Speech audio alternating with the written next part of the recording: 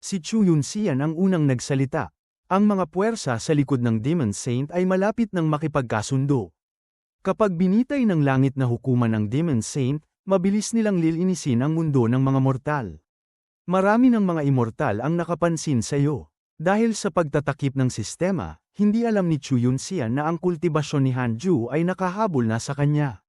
Tumango lamang si Hanju at sinabing, "Salamat sa paalala." Noon, maraming immortal god ang nagkaroon ng magkahalong damdamin sa kanya, mayroong pumapabor. At mayroon ding may galit. Nangangahulugan yun na tinatanggap nila ang plano niyang ipakita ang kanyang talento.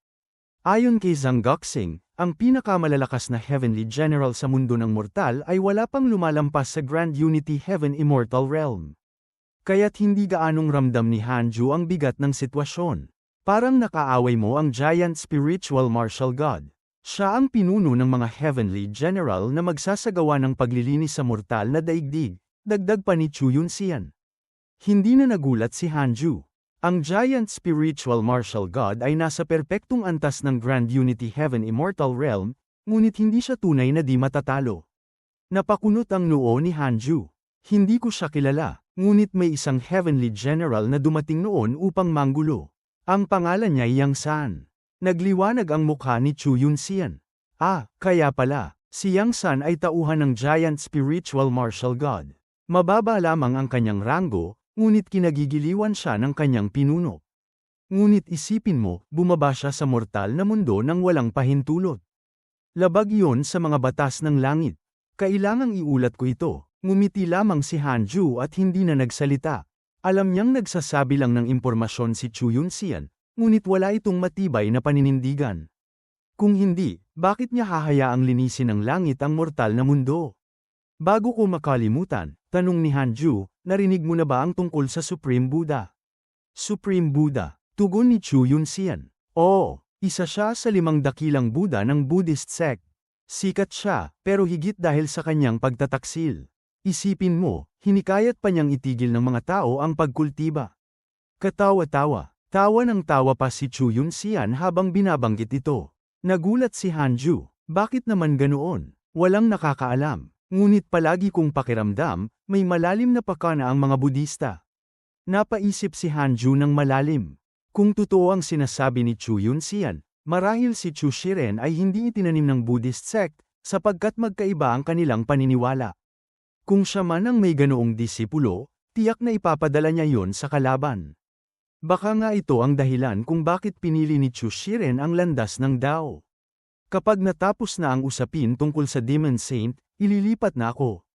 Hindi na kita matutulungan. Kung sakaling magsisi ka, hindi pa huli ang lahat. Maaari pa kitang ipakilala sa langit na hukuman, seryosong sabi ni Chu Yunxian. Umiling si Hanju, hindi pa ako nagsisisi. Salamat sa iyong kabutihang loob. Hindi na nagtagal ang kanilang pag-uusap. Muling bumalik ang diwa ni Hanju sa kanyang katawan. Kinuha niya ang aklat ng kapahamakan at sinimulang sampain ang giant spiritual martial god. Sa antas ng perpektong Grand Unity Heaven Immortal, kailangan niyang gawin ang lahat upang saktan ito. Mula nang maging Dao-filled ang Cultivate Diligently Become Immortal Mountain, 5 ulit ang itinaas ng Spirit Chi. Mas mabilis na ngayon ang pagkultiba ng lahat ng naroon. Matapos kainin ng Three-Headed Worm King ang kaluluwa ng Abyssal Yellow Dragon. Nagsimulang magbago ang kanyang dugo patungo sa pagiging tunay na dragon. Ngunit bago pa man matapos ang pagbabagong ito, tumubo pa sa kanya ang 2 pang ulo, at naging Five-Headed Worm King. Kasabay nito, umabot siya sa ika-8 antas ng Mahayana Realm. Ang iba ring kultibador ay patuloy na lumalakas. Kahit si Yang Tiandong, na pinakahina, ay nagsimula ng magpursigi para maabot ang Void Amalgamation Realm. Pagbalik ni na Xing Hangshan at Fairy Shizuan, agad nilang napansin ang masaganang Spirit Chi sa bundok. Kaya't hindi na sila lumabas para maglakbay, bagkus ay nagkulong upang magkultiba, pati si Chu Siren ay napilitan na ring magkultiba. Kung aabot sa tiyak na antas ang Spirit Chi, kahit ang pinakamahinang talento ay maaaring maging immortal. Ngunit hindi pa naabot ng bundok na ito ang ganoong antas. Lumipas muli ang 10 taon. Bumalik si Fang Liang. Una niyang binisita si Hanju, saka bumalik sa ilalim ng punong Fusang upang magkultiba. Napansin ni Hanju ang lungkot sa kanyang mukha, hindi nito binanggit ang tungkol sa isang banal na babae. Malamang, nasaktan ito sa damdamin. Ngunit hindi na ito inusisa ni Hanju. Kung ayaw magsalita ni Fang Liang, bakit pa siya magtatanong? Binuksan niya ang talaan ng mga ugnayan at tiningnan ang kanyang mga liham. Ang mabuting kaibigan mong si Mo Fakhao ay umalis na sa mortal na mundo. Ang iyong Dao companion na si Zuan Qingjun ay nakamit ang Grand Unity Dao Fruit at naging Grand Unity Earth Immortal. Ang iyong alagad na si Su Qi ay naghasik ng kamalasan. Dahil dito, bumagsak ang kapalaran ng iyong kaaway na si Black Fox Demon Emperor. At nabawasan ng 3,000 taon ang kanyang buhay. Ang iyong alagad na si Merong Qi ay inatake ng mga halimaw X178930. Ang iyong mabuting kaibigan na si Zhou Fan ay nasugatan ng malubha matapos siyang atakihin ng iyong apo sa disiplina, si Merong Qi. Mabuti na lamang at may makapangyarihang nilalang na sumagip sa kanya. Ang iyong alagad na si Zhang Xiangan ay nakatanggap ng basbas ng mundo. Malaki ang itinaas ng kanyang kapalaran. Napakunot ang noo ni Hanju. Umalis na si Mo Fakhao sa mortal na mundo. May paka na kaya rito ang mga diablo? Kailangan niyang tanungin si Mozu. Lalo siyang nag-alala nang mabasa ang tungkol kay Zhou Fan. Bagamat matigas ang ulo at mapaghiganti ito, hindi kailanman bumaba ang tingin ni Hanju sa kanya. Ilang ulit na itong nagbuwis ng buhay. Ngunit bakit siya nakabangga ni Merong Qi? Dahil dito, kinontak niya si Mozu gamit ang Heavenly Puppet. Natagpuan niya itong nagmumuni sa isang templo. Agad nitong binuksan ang mga mata nang marinig ang tinig ni Hanju. Nasaan si Mo Fakhao? Tanong ni Hanju. Hindi na siya nagulat, bagkus ay natuwa. Ilang taon na ang nakalipas, sinabi niyang may naramdaman siyang oportunidad. Lumabas siyang mag-isa, hindi namin alam kung saan siya nagtungo. Sa nakaraang mga siglo, sina Mo Fakhao, Mo Yuling, at Mo Zhu ay muling nakapagsama-sama ng higit 1,000 disipulo ng Mo family. Ngunit dahil inuusig ang mga Finnish cultivator, hindi naglakas loob si Mo Zhu na bumalik upang bisitahin si Hanju. Kumusta ang iyong kultibasyon? Tanong ni Hanju. Malapit na akong makapasok sa Void Amalgamation Realm. Sagot niya, puno ng tuwa. Nag-usap pa sila ng kaunti bago putulin ni Hanju ang koneksyon. Masigla ang damdamin ni Mozu. Hanggang ngayon, iniintindi pa rin niya ako. Kailangan kong magsikap. Balang araw, aakyat din ako at sasamahan siya sa landas ng kultibasyon. Lumipas ang 12 taon. Sa wakas, naabot ni Hanju ang kalagitnaan ng Reincarnation Heaven Immortal Realm.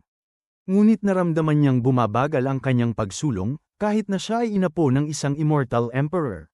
May spiritual physique ng 6 paths, pambihirang talento sa Sword Dao, at di matatawarang talino.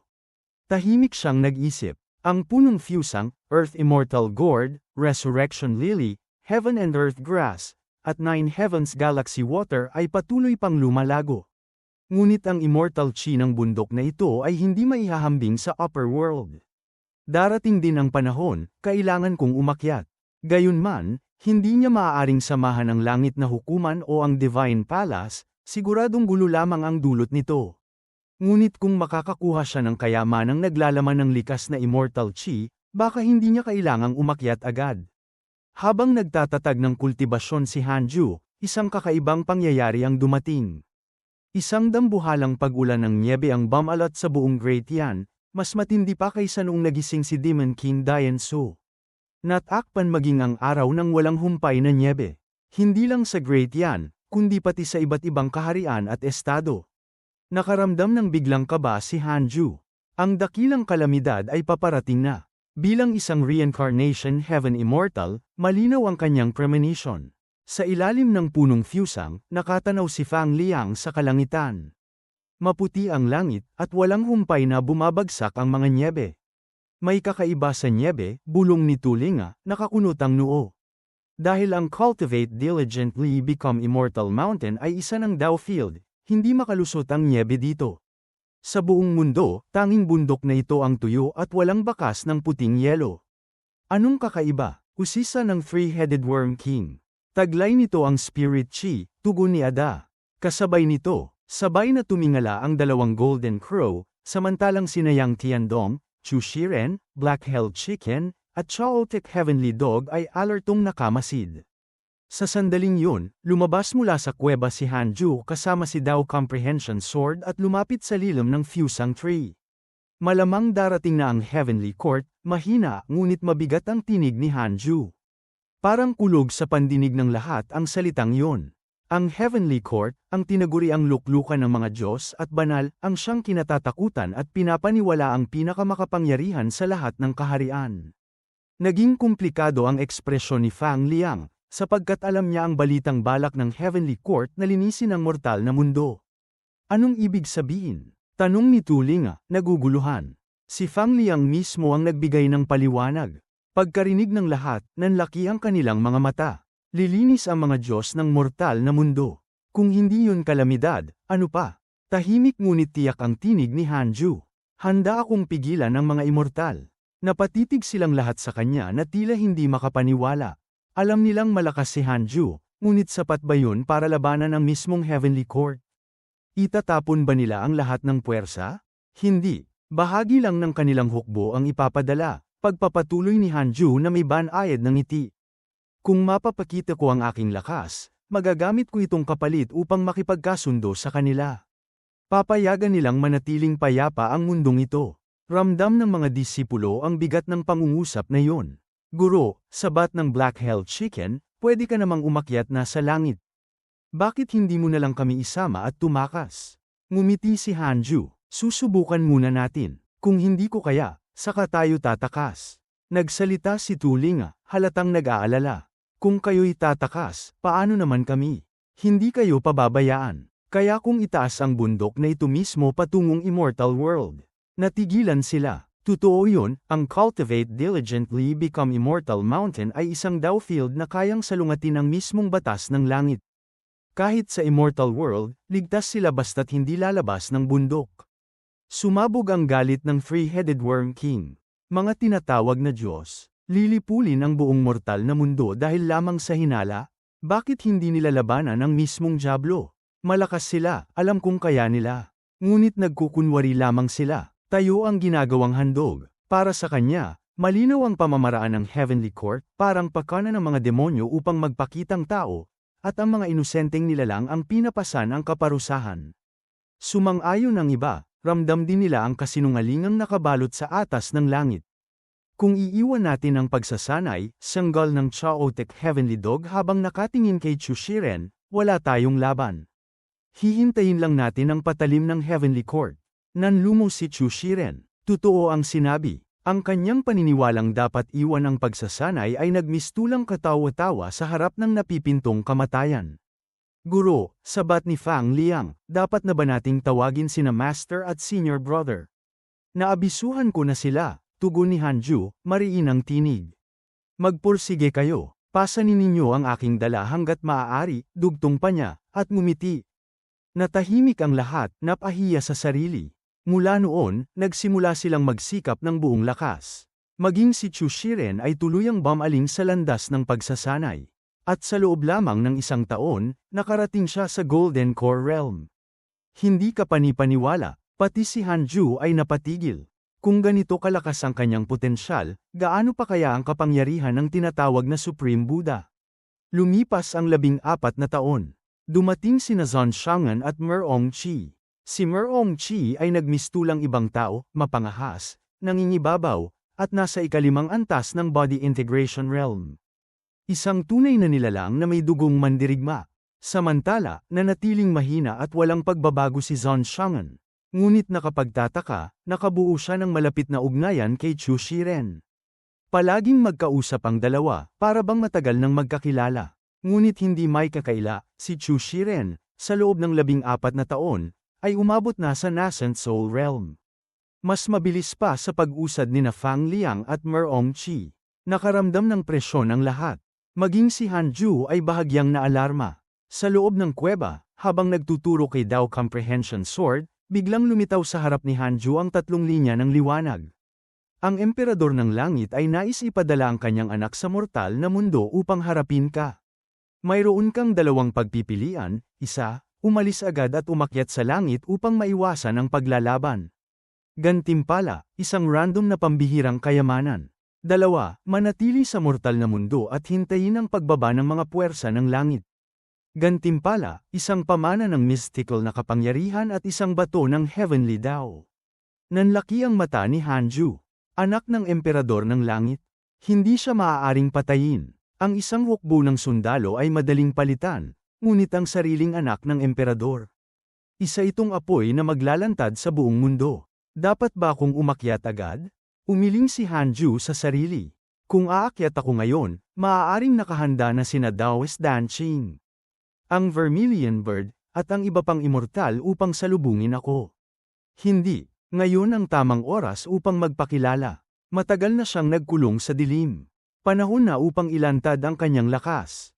Kung hindi ko kaya, saka ako tatakas. At pinili niyang manatili. Binabati ka. Nakamtan mo ang mystical na kapangyarihan Destiny Sword She Great Wheel. Binabati ka. Nakakuha ka ng Heavenly Dao Spirit Stone. Ang bagong kapangyarihan ay nakapangingilabot, isang gulong na yari sa espada at tadhana. Sumisipsip sa lahat at pinuputol ang kanilang kapalaran, binubura ang katawan at kaluluwa hanggang wala nang matira. Samantala, sa isang madilim na bulwagan, bumukas ang napakalaking pinto at sumambulat ang gintong liwanag. Pumasok ang Heavenly Emperor, nakasisindak ang kanyang wangis. Sa gitna ng bulwagan, isang lalaking nakasuot ng pilak na baluti ang damilat mula sa pagninilay. Agad siyang lumuhad ngunit hindi may kakaila ang bahid ng kayabangan sa kanyang anyo. Shaner, wika ng emperador. Malamig ngunit mabigat, natapos na ang usapin ukol sa Demon Saint. Kapag lumipas na ang parusang ukol sa langit, nais kong bumaba ka sa mortal na mundo at linisin ito. May isang prodigy doon, marahil ay nasa Heaven Immortal Realm na. Kailangang gawin mo ang lahat.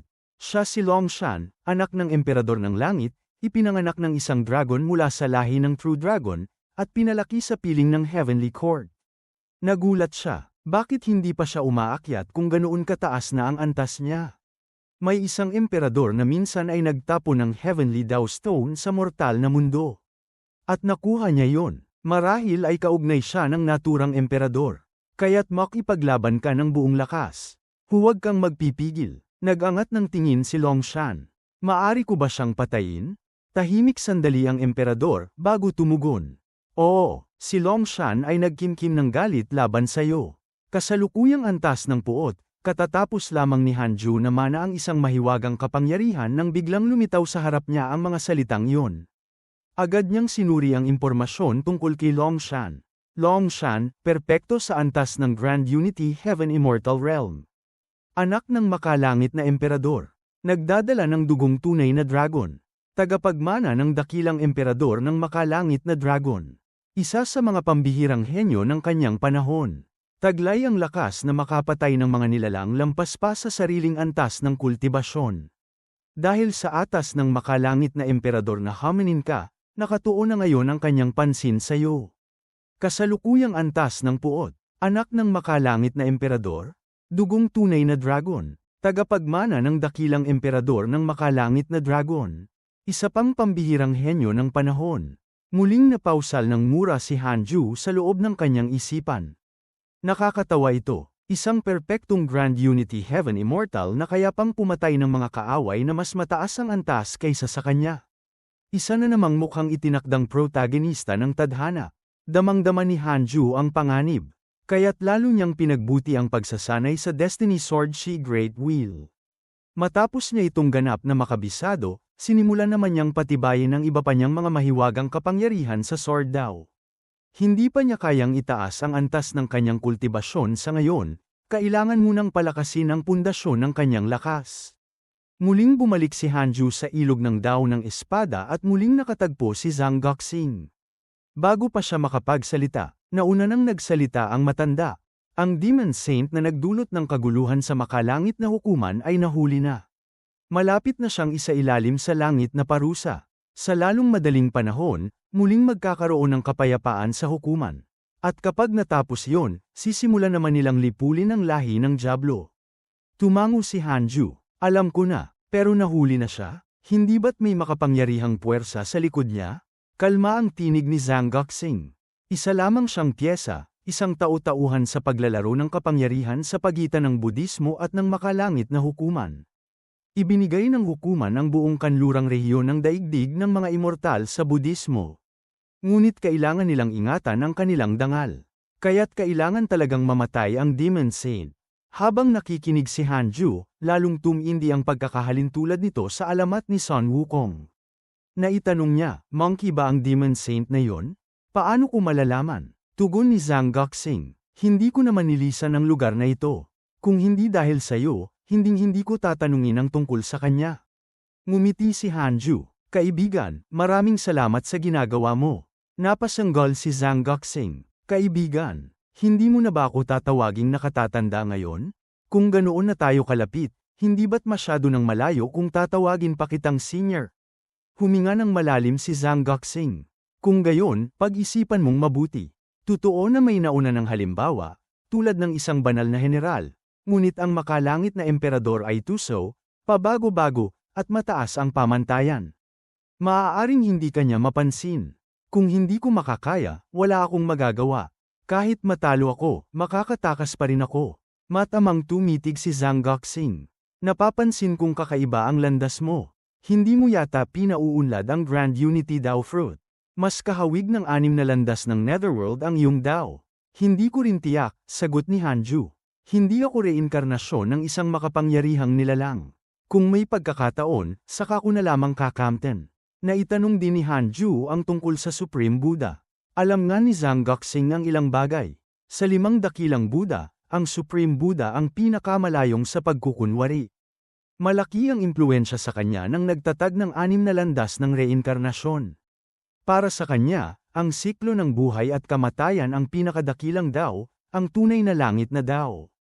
Dahil dito, paulit-ulit niyang hinimok ang mga disipulo ng Budismo na talikuran ang kultibasyon, bagay na labis ikinagalit ng 4 na Buddha. Isa pa nga sa kanila ang nagsabing, kung tunay mong pinaniniwalaan ang siklo ng reinkarnasyon, ikaw mismo ang dapat pumasok dito. At yun nga ang ginawa ng Supreme Buddha. Pumasok siya sa siklo at simula noon, walang balita tungkol sa kanya. Napabuntong hininga si Zhang Guoxing. At sa puntong yun, nakumpirma ni Hanju na hindi simpleng pagkana lamang ng Budismo ang lahat, totoong may kakaiba sa Supreme Buddha. Kung ganoon ka nalang kabala tungkol sa kanya, pabirong tanong ni Zhang Guoxing, hindi ka pa ba nakatagpo ng Supreme Buddha? Mahigit 1,000 ulit na siyang nagreinkarnasyon. At ayaw na rin ng Budismo na ibalik siya. Sa totoo lang, mas nais pa nilang tuluyan siyang maglaho sa walang hanggang siklo. Tahimik na ngumiti si Hanju. Kaibigan, napakalalim ng iyong pananaw. Nang magtanong siya tungkol kay Longshan, umiling lang ang matanda. Hindi ko pa siya naririnig. Nang maisip ni Hanju, tama lang yun, hindi maaaring iisa lamang ang anak ng makalangit na emperador. Lumipas ang mga taon at bumalat ng nyebe ang mundo ng mga mortal. Ang nyebe ay puno ng spirit chi na nakabubuti para sa mga kultibador. Ngunit para sa mga karaniwang tao, ito'y nagdulot ng malawakang sakuna. Unti-unting nagyelo ang mga bundok at kapatagan, at nagsipagpanaog ang kamatayan. Hindi maiwasang maisip ni Hanju ang Ice Age ng kanyang nakaraang buhay sa daigdig. Posible kayang yun ay bunga rin ng isang dakilang kapahamakan, na ang mismong daigdig ay nagtatanggol sa sarili. Malamang nga, ngunit iyan ay nakaraan. Sa kasalukuyan, iisa lamang ang kanyang layunin, palakasin ang sarili. Dahil maaaring dumating ang makalangit na hukuman anumang oras.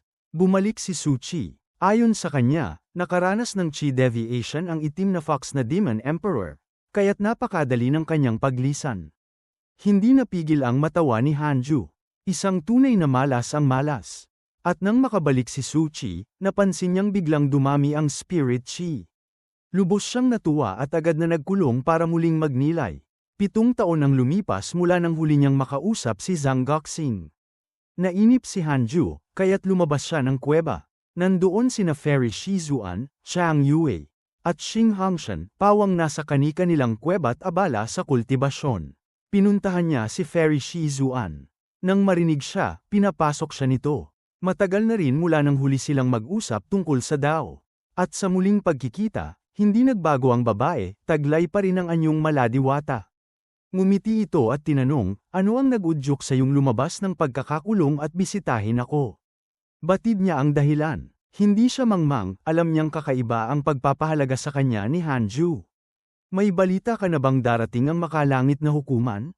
Tanong ni Hanju. Tumango ang babae. Alam ko na, ngunit hindi mo kailangang manatili para sa Jade Pure Sacred Sect o para sa mundo. Maaari ka nang umakyat, dapat mo na kaming iwan. Huwag ka nang makipagsapalaran laban sa mga immortal. Ang kapalaran ng sekta at ng lahat ay nakatakda na. Ikaw, wala kang dahilan upang ilagay ang sarili sa panganib. Matagal na kitang kilala, Hanju.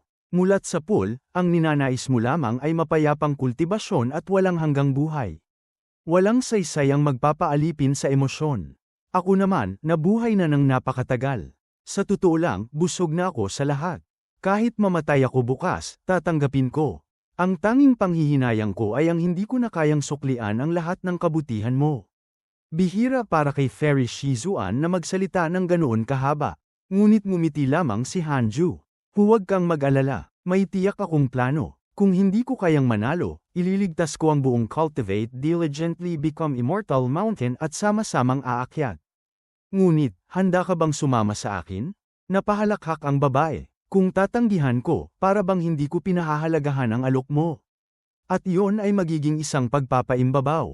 At doon, nagbalik-tanaw sila sa nakaraan. Sa piling niya, lumuwag ang dibdib ni Hanju, na ngayoy bumigat dahil sa mga alalahanin. Lumipas ang ilang araw na pakikipag-usap kay Fairy Shizuan, at gayon din kay Chang Yue. Sa paggunita sa kanilang mga pinagdaanan, muling lumakas ang kanyang loob. Pagbalik sa kanyang kuweba, handa na siyang muling magkulong nang biglang lumitaw ang mga salitang ito. Natukoy na isinara na ang mga batas ng mortal na mundo.